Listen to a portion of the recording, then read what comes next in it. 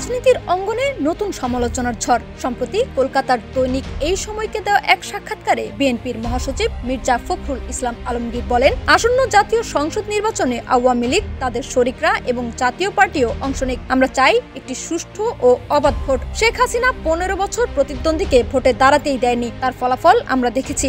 আমরাও যদি একই কাজ করি তবে প্রতিফল আমাদেরও ভোগ করতে হবে। এদিকে জামায়াত ইস্যুতে মির্জা ফখরুল বলেন, 25 বছর ধরে জামায়াত বিএনপির শরিক, এ ধারণা ভুল। আওয়ামী লীগ এই অপপ্রচার ভারতকে বিশ্বাস করিয়েছে। জামায়াত শুধু নির্বাচনী শরিক ছিল, আদর্শগত কোনো মিল নেই। আমরা ধর্মীয় রাজনীতি করি না। বিএনপি এখন আর জামায়াতকে রাজনৈতিক সুবিধা নিতে দেবে না। তিনি অভিযোগ করেন, 30 আসন না পাওয়ায় জামায়াত বিএনপির উপর চাপ সৃষ্টি করছে। অপরদিকে ভারত ইস্যু নিয়ে এক প্রশ্নের জবাবে তিনি বলেন, ভারত মুক্তিযুদ্ধের সহযোগী। ভৌগোলিক বাস্তবতায় বাংলাদেশের 3 দিকেই ভারত, একদিকে সমুদ্র, তাই ভারতের প্রভাব থাকবে।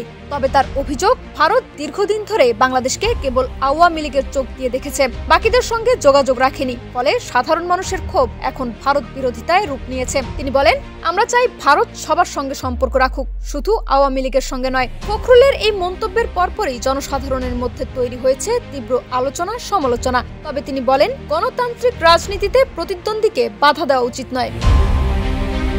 লাবনী আক্তার, ডেস্ক রিপোর্ট, বিপ্লবী বার্তা।